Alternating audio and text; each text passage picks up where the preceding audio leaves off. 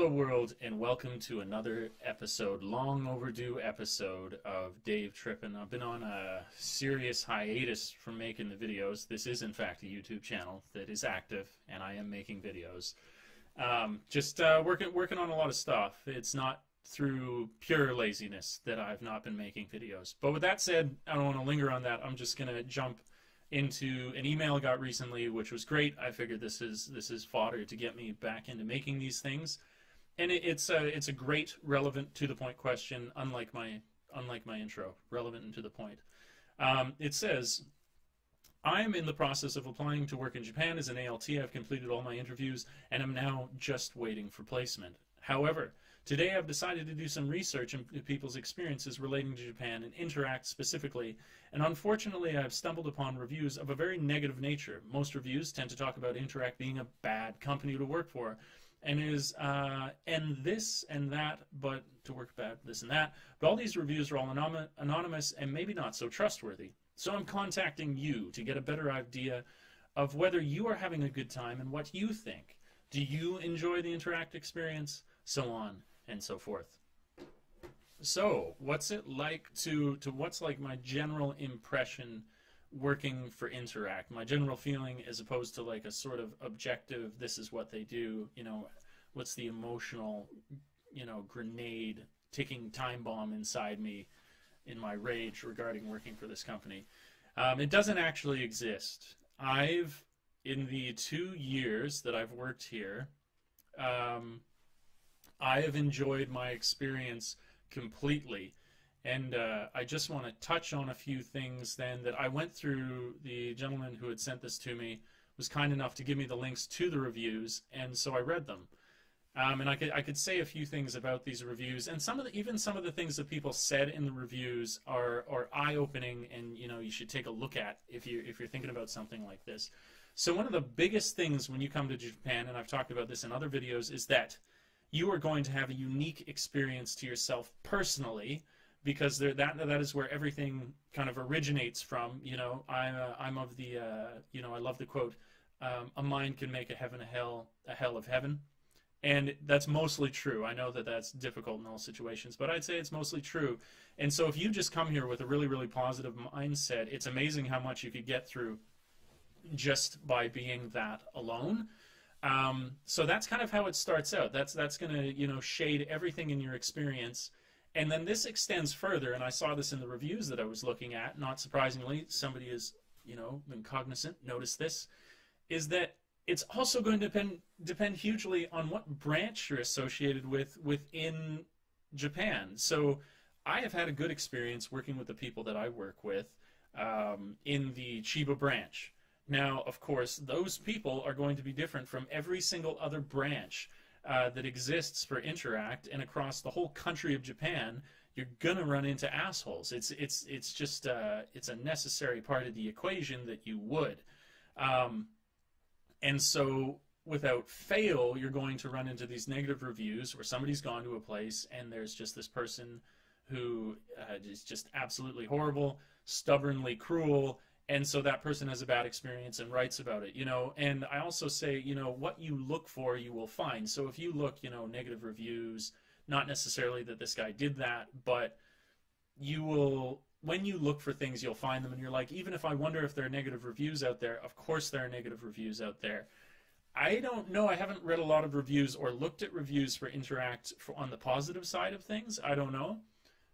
I can only speak from my experience, and I'm looking at these reviews that have been negative about it. My experience has been good. I can say that I've been paid on time. I have been supported if I had an issue. Classic little detail. Just recently I had my sink, it was leaking. I wrote the support at my company and said, can you organize somebody to come in and take a look at this? They organized an appointment in the same day. Somebody came by in the same day. I was not charged for it, and my apartment was fixed. And so there you go. You got basic support. I've had, when I've had lessons requested of me to be done in a specific way and asked for help from somebody at the office, they've bent over backwards to provide me with additional resources to be able to do my job. This is the microcosm of the branch that I work with, but it's been mostly positive. Another thing that people touch on is they say, you know, they're one of the cheapest companies, this, that, and the other thing. And my experience starts to fade there in terms of price, or sorry, payment comparisons between different companies. But like I just said, I've been paid on time. That's been a really good thing. I've never missed a payment.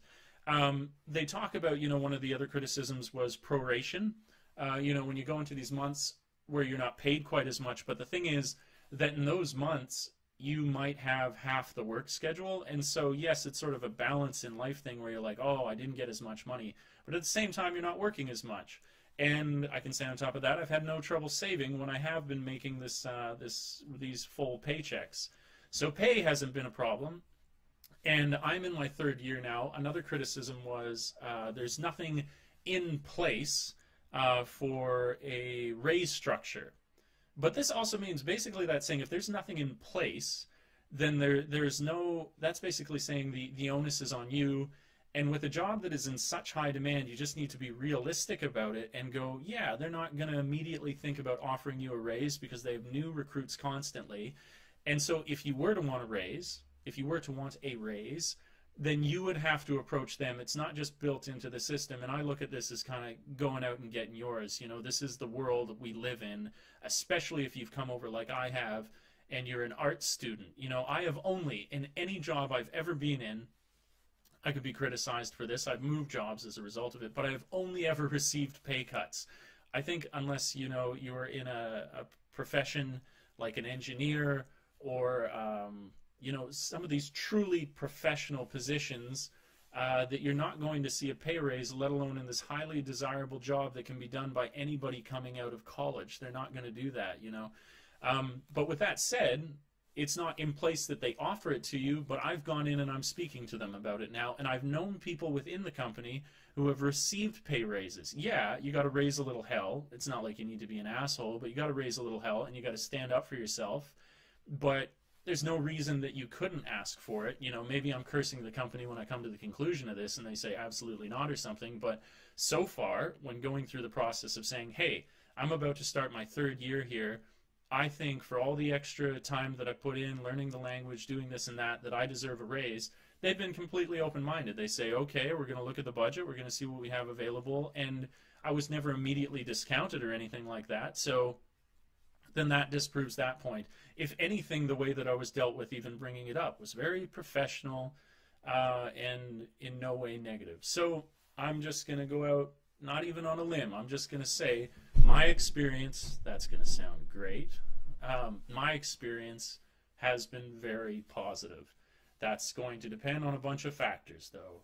You, first and foremost, then the branch that you're situated in, then the schools that you're working at. There's all these individual things. So I would, you know, and there's never going to be lack of negative criticism. You know, no company could be perfect enough. And I'm not saying that this company is flawless either.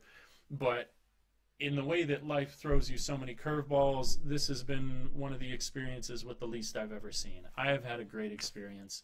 I like working for Interac. I would not be signing a third contract with them if I didn't feel this way. So I think it's really good. And I don't, I guess I should be careful as well and say that I'm saying my personal experience is good.